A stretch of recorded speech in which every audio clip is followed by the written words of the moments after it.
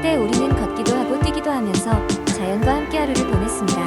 하지만 기술이 발달하면서 우리는 점차 화면 앞에 앉아있는 시간이 많아졌고 몸을 움직이는 것은 점점 줄어들었습니다. 이러한 현상이 지속되면서 운동 부족이라는 현대적인 문제에 직면하게 되었습니다. 많은 사람들이 바쁜 일상 속에서 시간을 내어 운동을 따로 하기 어려워졌습니다. 회사에서는 하루 종일 책상 앞에 앉아 일하고 집에 가면 피곤함에 소파에 누워 TV를 보거나 스마트폰을 사용하는 시간이 많아졌습니다. 이러한 일상에서 어떻게 자연스럽게 더 많이 움직일 수 있을까 고민하던 중 한 친구의 이야기가 떠올랐습니다. 제 친구 수지는 하루 대부분을 사무실에서 앉아서 일하는 직장인이었습니다. 어느 날 건강검진에서 의사가 그녀에게 경고했습니다. 수지의 체지방률이 높고 콜레스테롤 수치도 걱정스러운 수준이라고 말이죠. 이를 계기로 수지는 일상 속에서 몸을 더 많이 움직일 방법을 찾기 시작했습니다. 수지가 처음 시작한 것은 바로 서서 일하기였습니다. 그녀는 높낮이를 조절할 수 있는 책상을 구매해서 일정 시간 동안 서서 일하기로 했습니다. 처음에는 다리가 아파 힘들었지만 시간이 지나자 점차 익숙해졌고 집중력도 향상되는 것을 느낄 수 있었습니다. 또한 수지는 작은 물병을 책상에 두고 잔이 비면 사무실 내 워터쿨러까지 걸어가며 물을 채웠습니다. 가능하면 층계를 이용해 계단을 오르내리며 작은 움직임을 쌓아갔습니다. 점심시간에는 동료와 함께 간단한 산책을 하며 신체 활동을 추가했습니다. 이 모든 작은 변화들이 모여 수지의 하루에 자연스러운 움직임을 만들어주었고 체중도 조금씩 줄어들었습니다. 출퇴근 시간도 활용하는 법을 배웠습니다.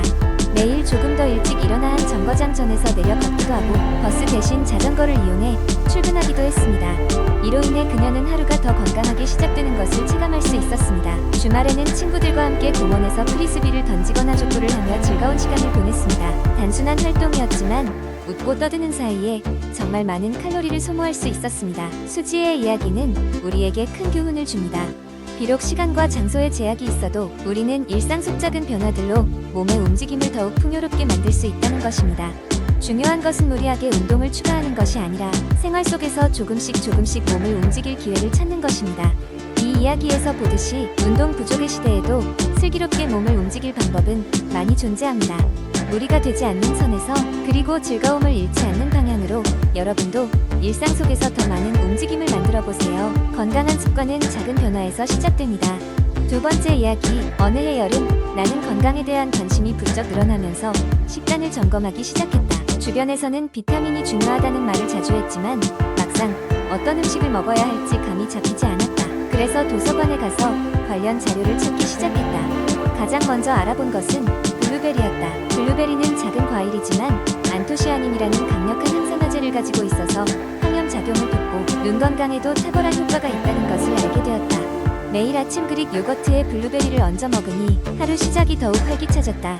다음은 시금치였다. 시금치는 비타민 K와 철분이 풍부한 채소로 특히 뼈 건강에 도움이 된다고 했다. 어느 날 옛 친구가 시금치를 주재료로 한 샐러드를 만들어 주었는데 신선한 맛과 영양이 넘치는 그 샐러드에 매료되어 나도 자주 만들어 먹곤 했다. 아몬드는 그 다음 관심 대상이었다. 아몬드에는 비타민 E가 풍부하고 불포화 지방산이 함유되어 있어 피부 건강에 매우 좋다고 했다. 나는 매일 간식으로 한 줌씩 아몬드를 먹기 시작했고 점점 피부가 매끈해지는 것을 느낄 수 있었다. 그리고 아보카도도 빼놓을 수 없었다. 아보카도는 비타민 E와 건강한 지방이 풍부하게 포함되어 있었다. 나는 아보카도를 토스트에 발라 먹거나 샐러드 드레싱으로 활용하면서 다양하게 섭취했다. 또한 당근도 내 리스트에 올랐다. 당근에는 비타민 A의 전부체인 베타카로틴이 풍부하여 시력 보호와 면역력 증진에 효과가 있었다. 생식을 하거나 주스로 만들어 매일의 일과에 추가했다. 토마토는 내가 가장 좋아하는 채소 중 하나였다. 토마토에는 비타민C와 라이코펜이라는 강력한 항산화제가 있어 심장질환 예방에 도움을 줄 수 있다고 했다. 샐러드나 파스타 소스로 자주 사용하여 그 맛과 건강 효과를 동시에 누렸다. 그뿐만 아니라 케일도 비타민이 풍부한 슈퍼푸드 중 하나라는 사실을 알게 되었다. 케일은 비타민 K, 비타민 C, 그리고 다량의 미네랄을 함유하고 있어 몸의 면역 체계를 강화해 주었다. 스무디나 샐러드로 자주 섭취했다. 고구마도 빼놓지 않았다. 고구마에는 비타민 A가 풍부하여 혈당 수준을 안정시키고 숙련 유도에도 큰 도움이 된다.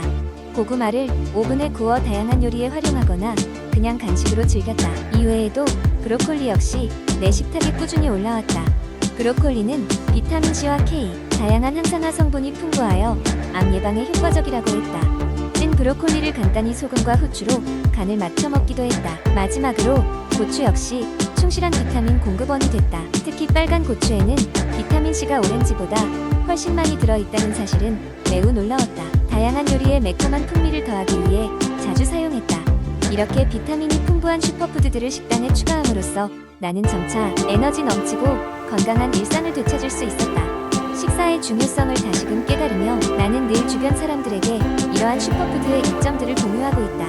이 이야기는 단지 건강한 식생활이 가져다주는 여러 혜택 중 일부에 지나지 않는다. 세 번째 이야기한 때 건강이란 그저 병에 걸리지 않는 상태로 여겨지곤 했다. 하지만 오늘날의 사람들은 보다 나은 삶의 질을 위해 면역력에 많은 관심을 기울인다.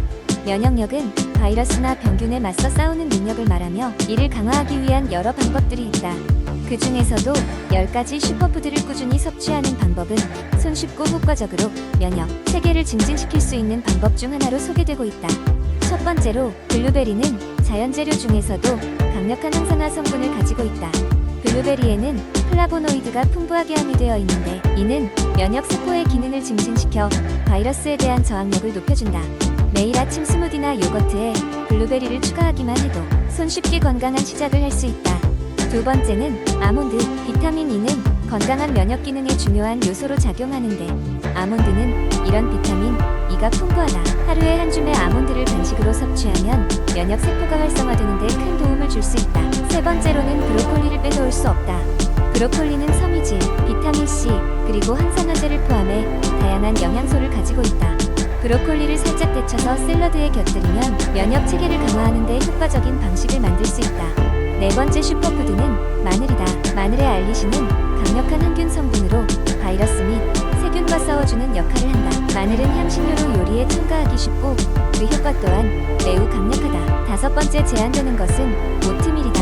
오트밀은 베타글루칸이라는 수용성 섬유질을 포함하고 있어 면역 자극을 촉진하는 데 도움을 준다. 따뜻한 오트밀 한 그릇은 아침 식사로 최적이며 속도 편안하게 해준다. 여섯 번째는 시금치이다. 시금치는 비타민C, 비타민 A, 무기질 및 철분까지 고루 갖추고 있어 생기를 불어넣고 면역을 증진시키는 데 좋다. 가능하다면 날 것으로 먹는 것이 좋으며 스무디에 첨가하면 씁쓸함 없이 섭취할 수 있다. 일곱 번째 슈퍼푸드로는 요거트를 추천한다.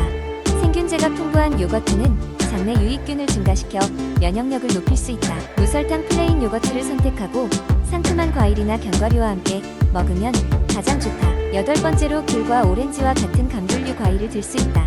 비타민C가 매우 풍부해 감기와 같은 질병에 대한 저항력을 높인다. 신선한 생과로 먹거나 주스로 만들어 마셔도 좋다. 아홉 번째는 연어이다. 연어에는 오메가3 지방산이 풍부하여 염증을 줄이고 심장 건강을 증진하며 결과적으로 면역 체계를 강화시키는 역할을 한다. 일주일에 2번 이상의 섭취가 권장된다. 마지막으로 차에 들어가는 생강이 있다.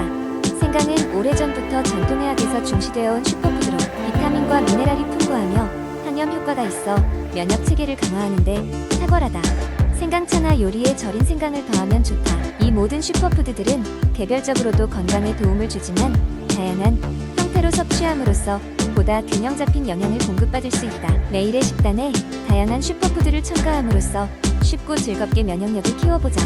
네 번째 이야기. 오래된 시골 마을의 끝자락 한적하고 조용한 곳에 한 할머니가 살고 있었다. 할머니의 이름은 순이었고 나이는 80이 넘었지만 젊은이들 못지않게 건강하고 활기가 넘쳤다. 마을 사람들은 모두 순이 할머니의 비결이 궁금했다.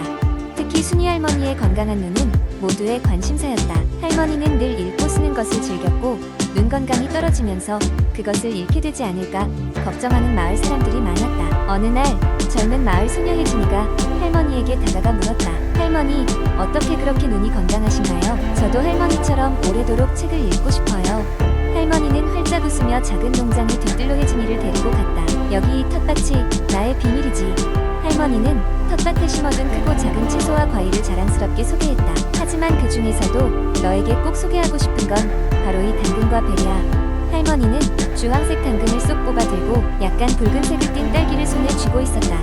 당근과 베리 속에 들어있는 비타민 A와 안토시아닌이 내 눈 건강에 큰 도움이 되었단다. 혜진이는 할머니의 얘기를 듣고 눈을 빛내며 물었다. 그 비타민들이 구체적으로 어떻게 도움을 주나요? 할머니는 다시 빙그레 웃으며 설명했다. 비타민 A는 로놉신이라는 물질을 형성해서 눈이 어두운 곳에서도 볼 수 있도록 도와준단다. 그리고 당근이 들어있는 카로티노이드는 항산화 작용을 해서 눈의 노화도 막아주지. 이어 할머니는 손에 든 베리를 가리키며 말했다. 그리고 안토시아닌은 눈의 피로를 줄이고 시력을 보호하면서 혈액순환에 도움을 줘. 좋은 음식을 골라 먹는 것이 얼마나 중요한 건지 늘 깨닫고 있어. 혜진이는 눈을 반짝이며 고개를 끄덕였다. 그러면 이걸 자주 먹으면 되는 건가요? 순이 할머니는 고개를 끄덕이며 말했다. 맞아. 하지만 가장 중요한 건 다양한 식단이지. 눈 건강에 좋은 비타민이 들어있는 음식은 당근과 베리뿐만 아니라 시금치, 고구마, 계란 노른자 같은 것도 있어. 건강한 눈을 가지려면 다양한 음식을 골고루 먹는 것이 좋아. 혜진이는 그런 할머니의 지혜를 마음에 새기고 있었다. 그날 이후로 혜진이는 가족들과 함께 할머니의 텃밭을 도와주며 당근과 베리 농사를 배우기 시작했다. 훗날 혜진이도 건강한 눈과 지혜로운 마음을 가지고 자라며 마을 사람들에게 눈 건강의 중요성을 전하는 사람이 되었다.